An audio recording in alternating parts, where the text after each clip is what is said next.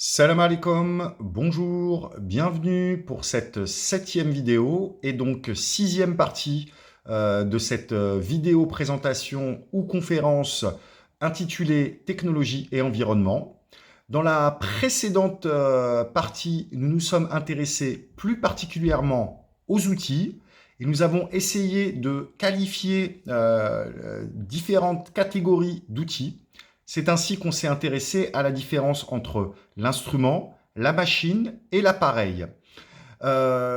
Si vous avez décidé de prendre en cours cette vidéoconférence et de commencer par cette partie, je vous invite à revoir votre stratégie parce que vraiment, j'ai essayé donc de développer un discours, une logique, tout au long des parties que j'ai publiées dans un ordre chronologique que j'ai voulu vraiment de manière à ce que chaque partie vous paraisse beaucoup plus cohérente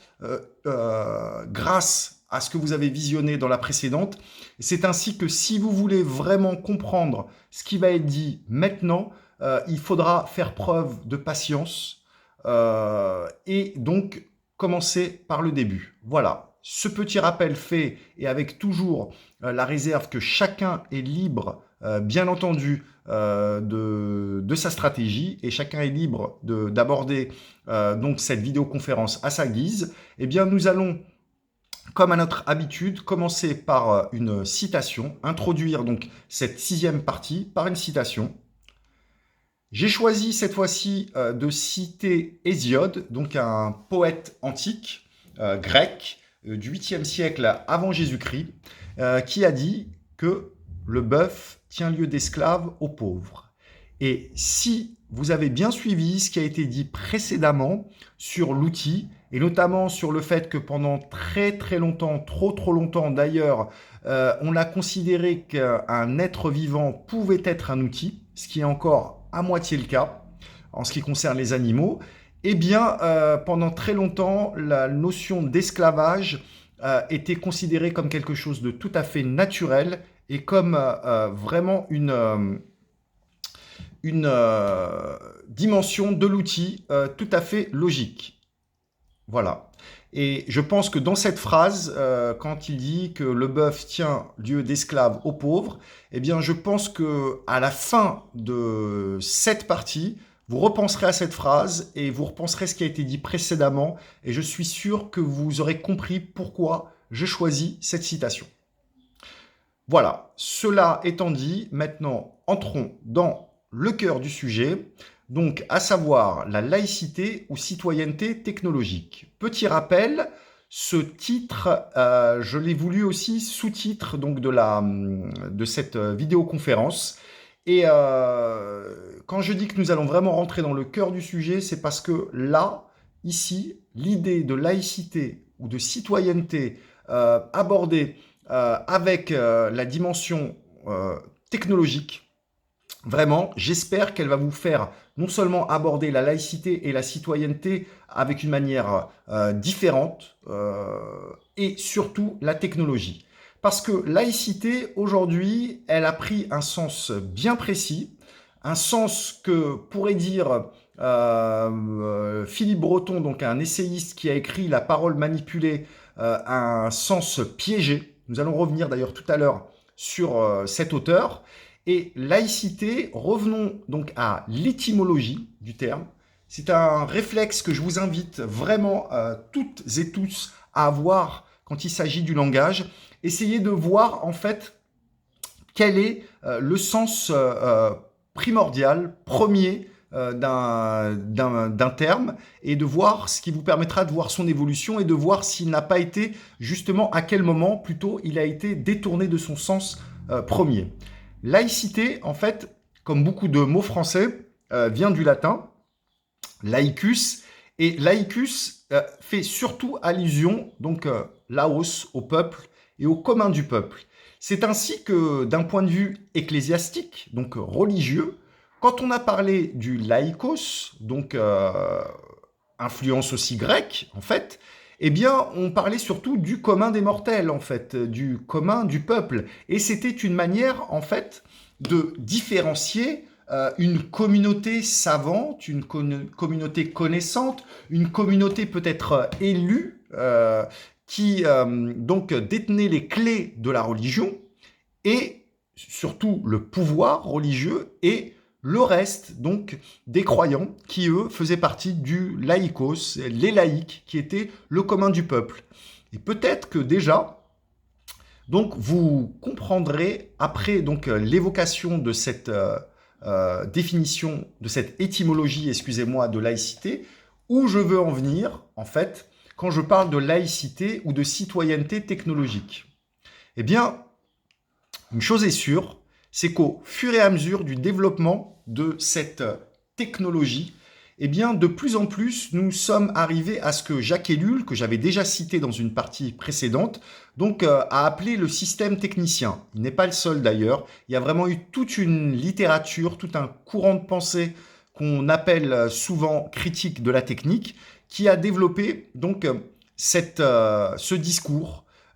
qui place en fait ce discours donc d'une technocratie, donc d'un gouvernement par la technique, par le technicien, où le savant, l'expert, l'ingénieur, au fur et à mesure donc des succès de la technique et de la technologie et de la science, sont devenus en quelque sorte les prêtres des temps modernes. Et aujourd'hui, en fait, ce que Jacques Ellul entend par le système technicien, eh bien de plus en plus, ces experts, ces techniciens et leurs outils, la technique et la technologie, leurs discours, en fait, sont au centre de la décision politique. Et ici, politique, il ne faut pas l'entendre seulement dans le sens politicienne, mais vraiment comme politique, comme gestion de la vie de la cité, comme action dans la vie de la cité. Et donc, quand on parle de laïcité aujourd'hui avec une dimension purement religieuse, et quand on parle de séparation des pouvoirs, eh bien ici, quand on va parler de laïcité technologique, eh bien ça va peut-être être, quand je dis peut-être, en fait non, sûrement, être donc cette idée de séparation des pouvoirs, donc du pouvoir politique, donc politique ici, du pouvoir d'agir sur la société, d'agir sur la cité et de la connaissance scientifique. Et donc de redonner quelque part au commun des mortels les clés d'une technologie qui ne sera plus donc hétéronome. Souvenez-vous, on a évoqué ce concept d'hétéronomie, donc une organisation, un ordre extérieur à nous, donc une finalité, un but qui pourrait se trouver dans ces technologies, dans les outils que nous utilisons qui nous échapperaient, et l'autonomie. C'est pour cela que l'écologie politique, à ne pas confondre avec l'environnementalisme, qui est, à mon humble avis, une dimension, mais pas la seule de l'écologie politique, eh bien l'écologie politique, elle propose, elle demande de revenir de plus en plus à une société où la technologie, en fait, est conviviale. La technologie permet l'autonomie du citoyen et non pas son asservissement. Si nous reprenons donc cette idée, c'est toute la notion de démocratie numérique, qu'on parle de plus en plus de démocratie 0.20, je crois que c'est le terme. Eh bien, comment pouvons-nous développer une démocratie avec des technologies de moins en moins neutres, des technologies de moins en moins en fait autonomes et de plus en plus hétéronomes, et surtout des technologies qui sont en train d'échapper même à la régulation politique, puisque aujourd'hui, le data mining, le big data n'est pas du tout entre les mains du politique, mais entre les mains de ce qu'on pourrait appeler en fait peut-être une nouvelle caste émergente de scientifiques entrepreneurs, de scientifiques, de gens comme Bill Gates par exemple, qui sont à la fois de grands techniciens, mais aussi de très grands entrepreneurs, et où le scientifique ne serait de moins en moins assujettis au capital, aux capitalistes, comme ça a longtemps été le cas avec l'avènement de la révolution industrielle, mais où, en fait, il acquiert les deux couronnes, en fait. Euh, un petit peu comme chez les Égyptiens, il y avait ces deux couronnes, donc du pouvoir spirituel et du pouvoir temporel. Donc le pharaon était à la fois un prêtre et un roi. Eh bien, permettez-moi cette petite, on va dire, métaphore, d'autres diraient extrapolation, de dire que, en tout cas, quel est l'avenir d'une démocratie? Donc démocratie, souvenez-vous, démocratos, donc le pouvoir au peuple, dans un contexte où la technologie est au centre de la politique, au centre de l'économie aussi, et où elle est de moins en moins au service du bien commun, et beaucoup plus de l'économie et surtout du bien-être économique d'une minorité. Revenons à Philippe Breton que j'ai cité tout à l'heure. Dans son ouvrage fort intéressant, que je vous invite vraiment à consulter, un essai très court qui s'appelle La parole manipulée, il pose une question fondamentale quand il s'agit de la démocratie. Il revient sur un des tout premiers outils, instruments de la démocratie qui est le langage. Puisque n'oubliez pas que la démocratie est fondée sur un dialogue en fait, entre gouvernants et gouvernés, entre gouvernés entre eux, entre gouvernants entre eux, et que le langage est au centre en fait de la fluidité, excusez-moi, et de la légitimité d'une démocratie. Et il montre justement qu'avec le développement de la rhétorique, et cela dès l'Antiquité, en créant, en fait, en développant un art de la conversation, un art de convaincre par les mots, d'influencer, de prendre le pouvoir, eh bien cette rhétorique, au fur et à mesure, est devenue de plus en plus sa finalité, en fait, est devenue celle du moyen qu'elle incarne. C'est-à-dire qu'on en est arrivé à une forme de discours pour le discours, de politique du discours, à une en fait, à une science non plus de faire passer ses idées, mais de convaincre. Et je pense que vous n'êtes pas sans ignorer que au fur et à mesure de l'évolution de la technologie, et notamment des technologies médiatiques, eh bien, les propagandes sont devenues de plus en plus efficaces. La publicité en est la science la plus aboutie. Cette publicité, elle a été de plus en plus au service pas seulement de l'entrepreneur et de l'industriel, mais aussi du politique. Et aujourd'hui,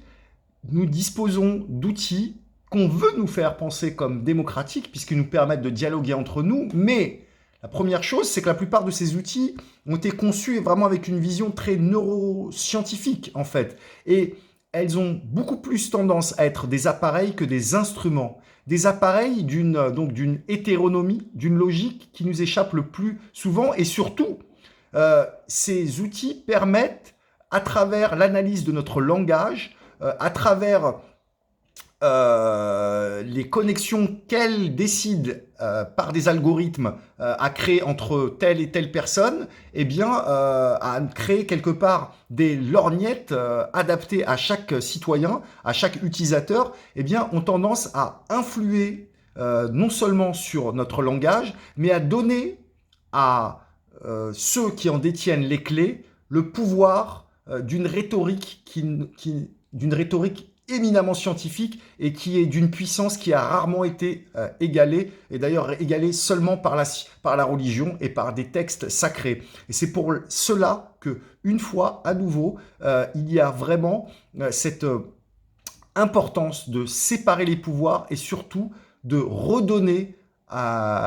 aux laïcs technologiques, donc aux communs des mortels, au peuple, en fait,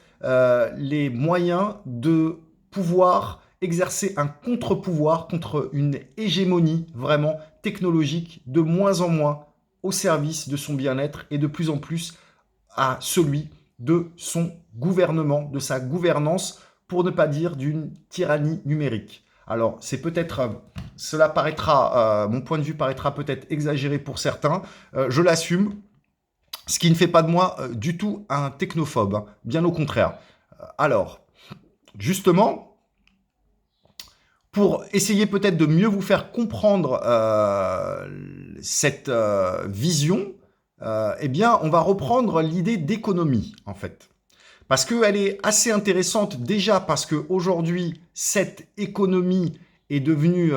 totalement au service de la technologie. Et je pense que beaucoup plus que la technologie est devenue au service de l'économie, puisque aujourd'hui, il n'y a pas de développement sans innovation, il n'y a pas de développement sans croissance continue, et que la croissance continue, l'innovation sont des principes, des concepts qui sont forcément liés à celui de l'efficacité. Et donc l'économie dans laquelle nous sommes aujourd'hui, elle est prisonnière d'une efficacité, en fait, d'une efficacité pour l'efficacité. Et si nous revenons à un des pères fondateurs de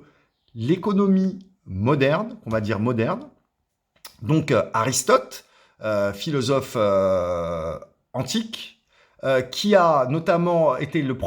un des premiers à parler de la valeur d'usage et de la valeur d'échange, qui a eu une véritable réflexion autour de la monnaie, du travail et de l'économie politique. Eh bien, Aristote, lui, a tout de suite fait une différenciation en fait entre deux formes d'oikonomia. Donc oiko qui vient de oikos, maison, nomia, l'organisation. Donc l'organisation de la maison, mais l'oikos ici, qui n'est pas seulement un espace de vie, mais une dimension sociale aussi, une famille étendue. Eh bien, Aristote va différencier deux formes d'économie en fait. Il va différencier en fait même plus que deux formes, mais déjà il va parler de l'oikonomia, donc qui est l'art de vivre et de bien vivre. Et cette oikonomia, il va l'attribuer à une dimension domestique, celui de la maison, celui du bon père de famille. Et dans cette oikonomia, donc l'éthique de cette oikonomia, c'est vraiment le bien vivre, pour ne pas dire le bien-être de l'ensemble de l'oikos, donc de la communauté. Dans cette oikonomia, il y a un élément qui est le commerce, la crématistique, et Aristote va tout de suite avertir des dangers de faire de la crématistique, en fait, le fondement de l'économie et non plus un élément. C'est-à-dire, donc, ce qu'il va appeler la crématistique, l'art de l'acquisition, qui est devenu au fur et à mesure la science de faire de l'argent, et donc d'accumuler des valeurs d'échange, beaucoup plus d'ailleurs que des valeurs d'usage. Et il nous avertit sur les dangers donc d'une économie qui n'aurait plus pour éthique non plus une éthique politique, mais une éthique purement commerciale. Et vraiment, Aristote montre que même s'il y a des différences entre l'économie domestique et l'économie politique, celle qui organise la cité, eh bien, il y a des concordances qui sont essentielles, fondamentales, elles aussi. Et dans ce sens, une cité ne peut pas être gérée correctement dans un monde où l'économie n'a pas d'autre éthique que l'efficacité, en fait, l'efficacité d'accumuler. Et donc, il replace l'économie dans une dimension forcément politique au sens éthique. Maintenant, petite parenthèse, si on peut être d'accord donc sur cette vision que propose Aristote de cette différenciation, l'oikonomia que propose Aristote en son époque est une éthique qui me paraît aujourd'hui, et je pense qu'il paraîtra à beaucoup d'entre nous, totalement dépassée, parce qu'elle place l'esclavage comme un fait naturel, elle place la suprématie du patriarche sur le reste de la famille comme naturelle, elle place la place de la femme comme soumise au patriarche et à son époux comme naturelle, et autant Aristote a développé beaucoup de choses intéressantes, d'idées intéressantes, autant son économia domestique est peut-être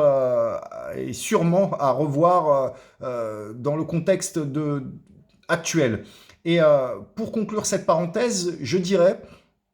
que ça pourrait nous amener à réfléchir justement cette relation entre économie domestique et économie politique, à se poser la question si la maison n'est pas une démocratie, comment l'État pourrait-il l'être? Et ça, je pense que c'est important de conclure, de fermer, excusez-moi, cette parenthèse par cette question. Donc, technologie qui a pris le pas donc, sur l'économie, puisque elle-même, cette économie est devenue une technique et non plus un art, une technique dont l'efficacité est complètement assujettie à la notion, donc plutôt, excusez-moi, dont le fonctionnement, la finalité est totalement assujettie à l'idée d'efficacité. Ici, la valeur talon de l'efficacité, c'est d'accumuler de l'argent, le PIB, ce fameux PIB, même si voilà, il y a beaucoup de choses, on abordera le sujet de l'économie sous le prisme de l'écologie, sûrement dans une prochaine vidéoconférence. Voilà. Alors, la difficulté, en fait, de cette crématistique économique et technologique, c'est qu'avec les outils actuels, la notion même de travail est en train d'être remise totalement en question. De travail et de salaire. Pourquoi? Eh bien, avec Uber, donc, et l'ubérisation de plus en plus continue de nos sociétés, au point, vous avez vu que c'est une marque qui est devenue, quelque part, une idéologie ou un phénomène économique et social, eh bien, on assiste donc sous couvert de libéralisme, de néolibéralisme, et qui est notamment, c'est un des vieux chantiers du libéralisme, ça a été à l'époque déjà d'Eturgo, donc au XVIIIe siècle, de lutter contre les corporations, en fait, de l'emprise des corporations, eh bien, sous couvert de dire aux gens qu'aujourd'hui, tout le monde pourra devenir taxi s'il le désire, eh bien, on donne en fait les moyens à une petite communauté détenant donc des plateformes, ce genre de plateformes, ce genre de technologie, en fait, de faire travailler déjà de moins en moins de gens, puisque comme une grande partie de cette plateforme est informatisée, numérisée, alors il reste quand même certains opérateurs encore aujourd'hui, mais c'est pas dit ces opérateurs humains ne seront pas de plus en plus réduits au minimum. Et surtout, il enlève totalement la responsabilité sociale de l'entrepreneur, puisque aujourd'hui, tout le monde est dans le monde d'Uber, tout le monde est auto-entrepreneur, chacun en fait s'assume et on revient en fait au capitalisme le plus primaire, ancien, où à l'époque l'ouvrier en fait l'acquis, un des grands acquis qu'ont obtenu donc les prolétaires, les travailleurs, eh bien c'est bien les congés payés et c'est bien la sécurité sociale et c'est bien quand même une certaine responsabilité de l'employeur vis-à-vis de son employé. Et donc Uber, l'ubérisation de la société, en fait, c'est justement sous couvert de libéralisme économique, en fait, donc déresponsabiliser au maximum les employeurs. Mais pas seulement, parce que plus les choses dans cette économie de service, plus elle va se robotiser, plus elle va se numériser, nous aurons de moins en moins besoin, en fait, d'emplois. Aujourd'hui, il y a vraiment des métiers, même des métiers comme chirurgien, comme médecin, qui sont sérieusement menacés par la digitalisation, la numérisation, la robotisation, l'ubérisation de nos sociétés. Et on pense, et ça a été pensé déjà il y a très très longtemps, dès les années 40, 50, par des gens comme Ivan Illich, que je vous ai déjà cité, en fait, nous allons peut-être assister à un monde où en fait, seulement une petite minorité de super travailleurs, donc de gens en fait, d'initiés, hein, comme il y a eu donc des initiés en religion, d'initiés technologiques, d'initiés scientifiques, qui auront en fait encore une légitimité à travailler, et tout le reste de la population, en fait, qui ne touchera plus des salaires, mais un revenu. C'est pour ça qu'on parle du revenu universel aujourd'hui, qu'il y a de grands débats là-dessus, et que donc la notion de travail, elle est vraiment en train d'être doucement mais sûrement remis en question, et aussi la question d'autonomie, justement, du citoyen. Et voilà, donc sans rentrer encore plus loin dans le détail, il faut comprendre donc que cette technologisation, excusez-moi pour le néologisme ou le barbarisme, eh bien, est en train de transformer jusqu'à notre vision du travail et l'équilibre social, en fait, qui a duré,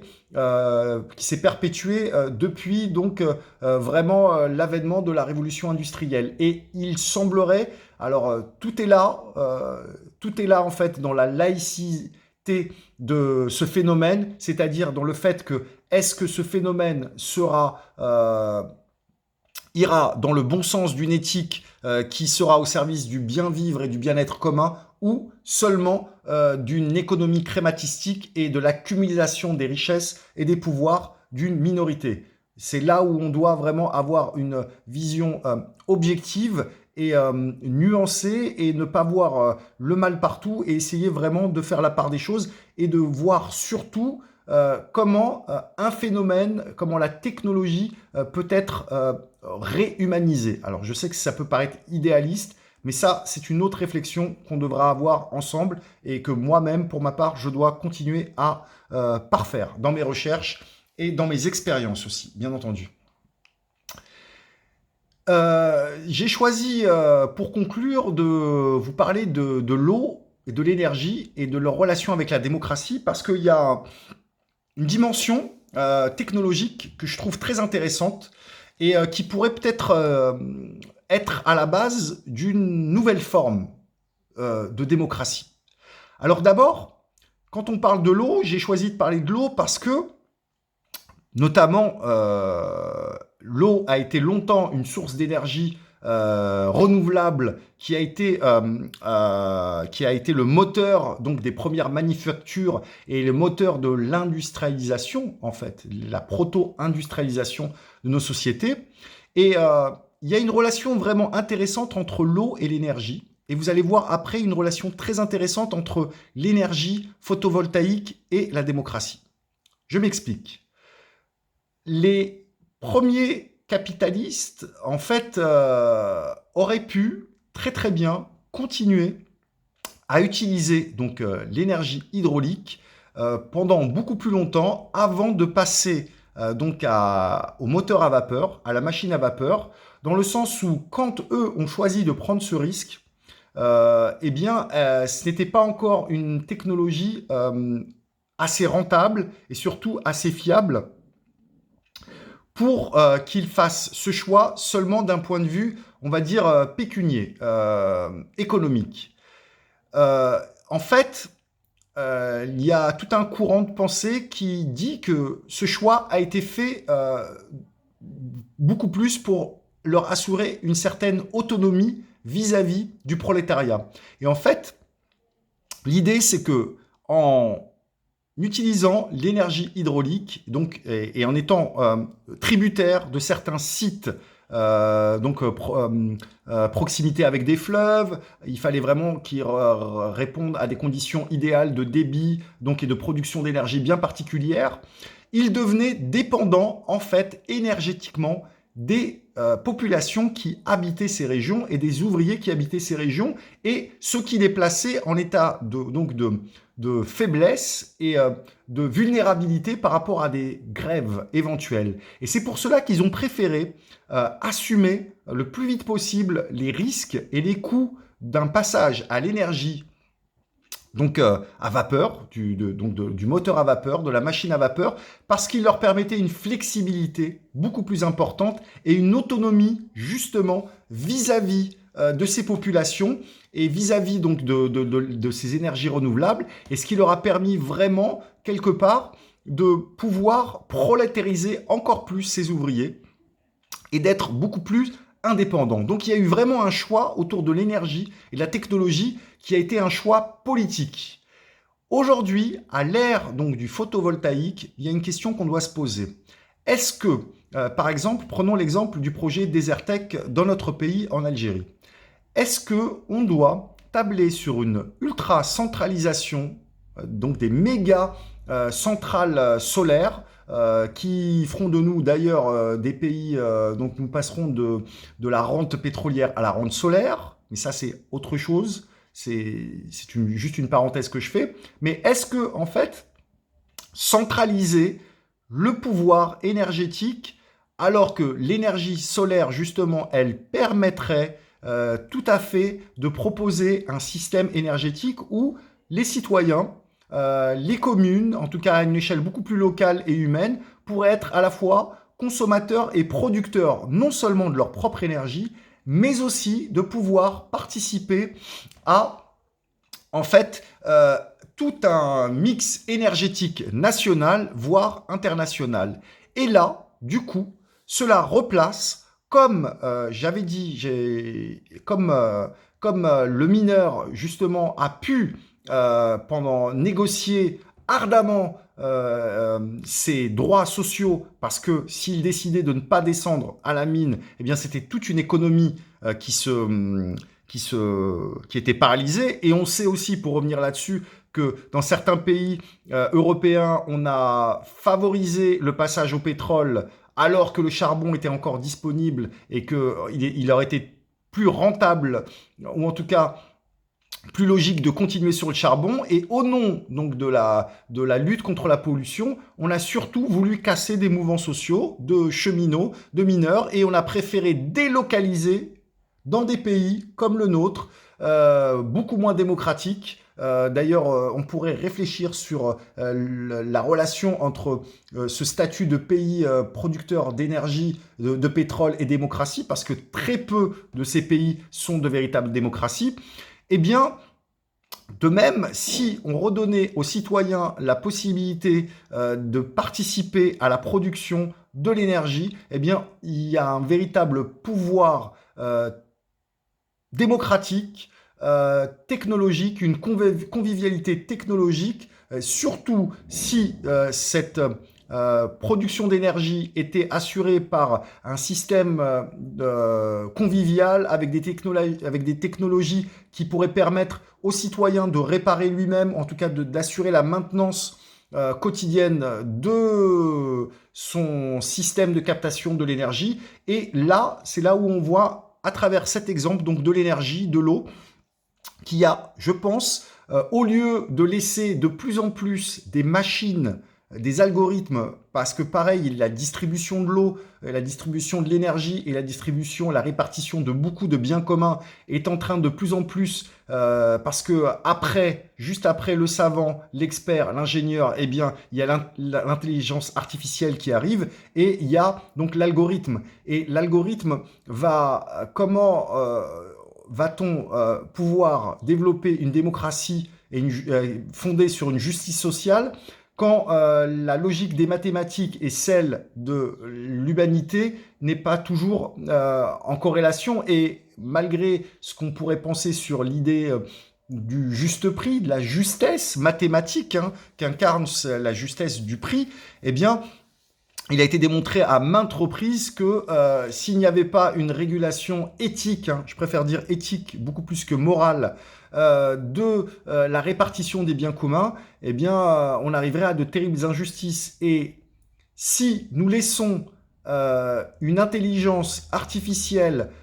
décider de la justice, alors sous couvert qu'elle sera beaucoup plus objective, eh bien peut-être que cette objectivité risque de nous mener là où l'efficacité pour l'efficacité est en train de nous mener. Ce qu'on a déjà, le rapport, donc The Limit of Growth, donc la halte à la croissance, avait déjà dès les années 70 révélé, c'est-à-dire que nous sommes en train d'avancer à trop d'efficacité, tue l'efficacité et surtout tue notre humanité, et encore plus risque de nous mener à un gouffre écologique, environnemental et pas seulement social, où à force de vouloir consommer, produire avec efficacité, eh bien nous l'aurons fait tellement bien qu'il ne restera plus rien sur cette planète pour que l'espèce humaine puisse continuer à y exister. Je vous remercie vraiment beaucoup pour votre patience, votre attention. J'espère que cette partie vous a vraiment intéressé. Et donc, nous allons finir sur cette conclusion. Donc, quelle technologie pour quelle société ? Nous l'aborderons donc prochainement. Et j'aimerais vraiment que vous réfléchissiez d'ailleurs, que cette conclusion, elle soit